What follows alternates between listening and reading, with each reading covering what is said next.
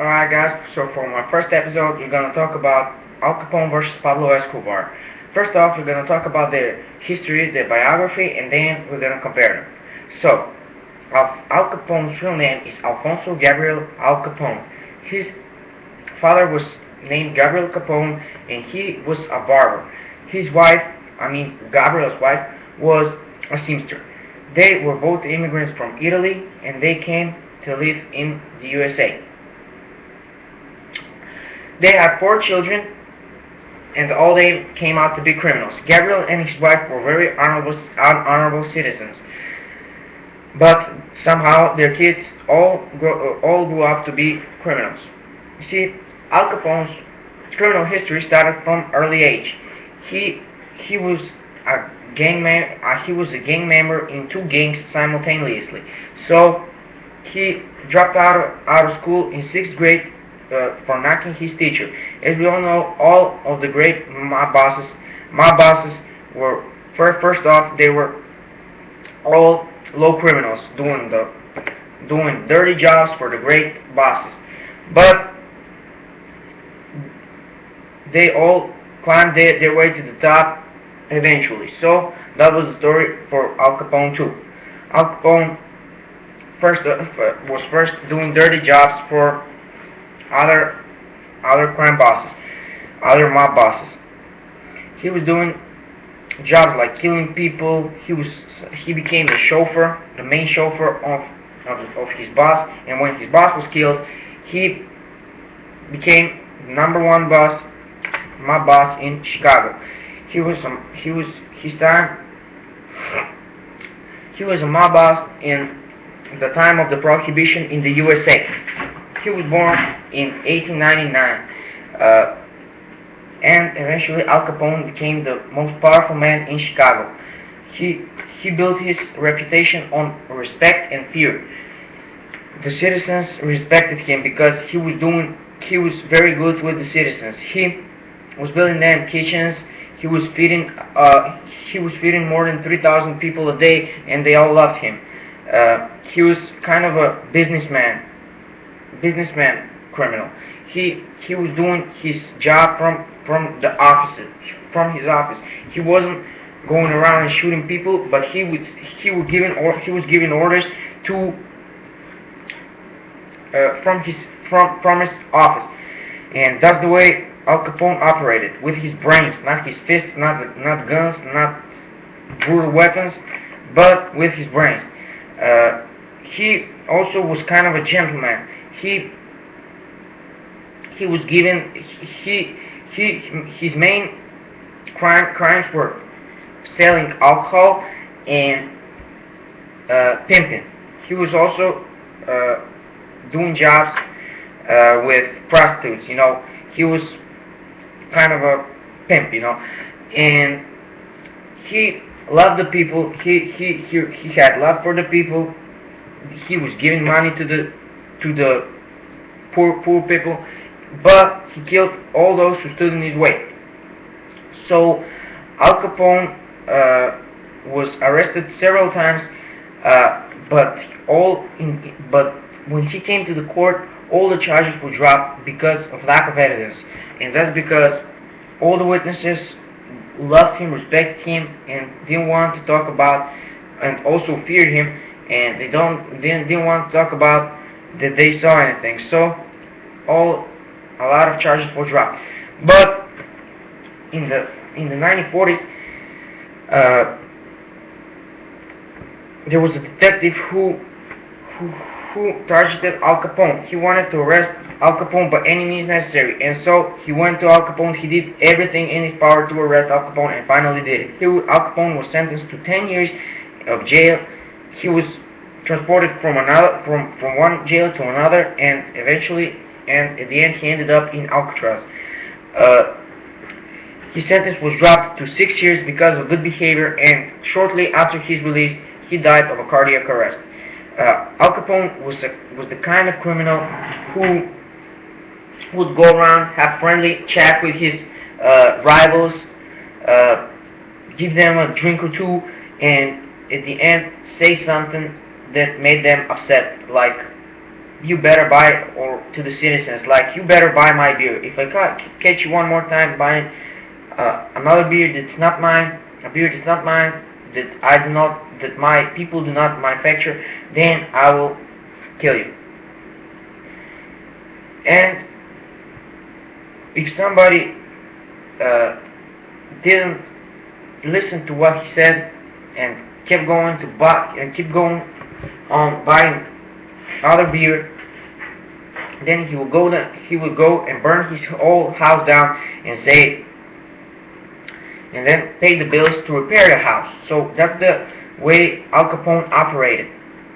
You see, in his free time, Al Capone loved to go boxing with his friends. He loved to go on baseball matches, to go to watch horse racing with his son. He loved to spend time with his family. With his family, he was another man. He wasn't a criminal. He respected his family a lot, and that's the way Al Capone was. Unlike Pablo Escobar. Nobody loved Pablo Escobar. Pablo Escobar was more of a modern age criminal.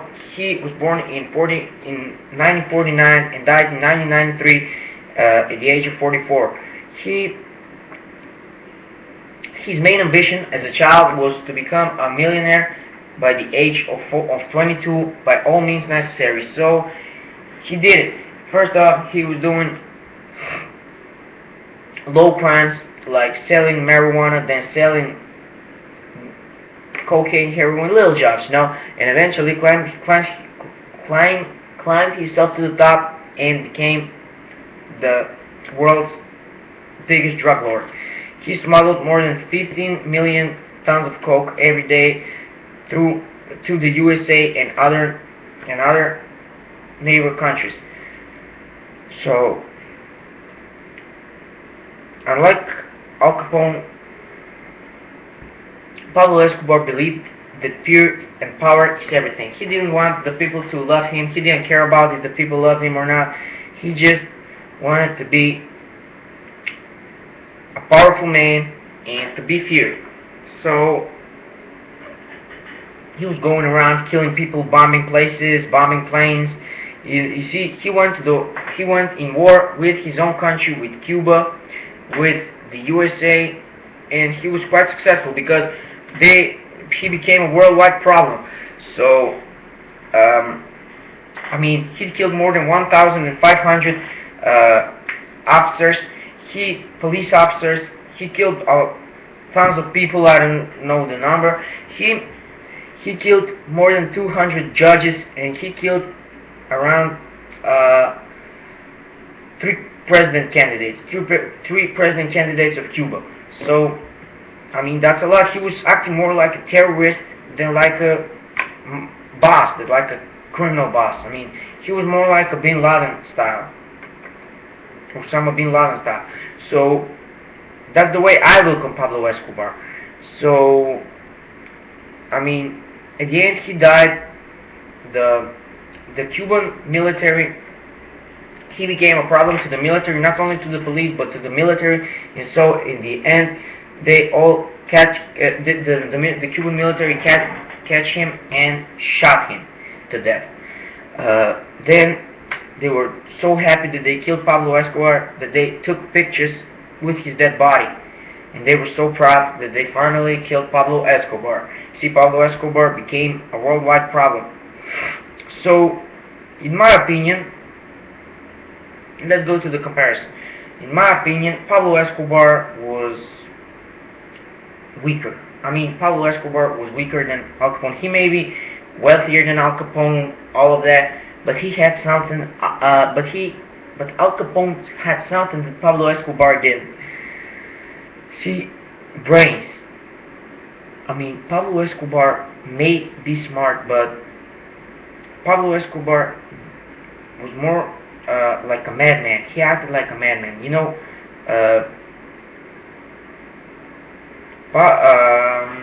Al Capone wanted to help the people so that they don't talk to the officers. He wanted to be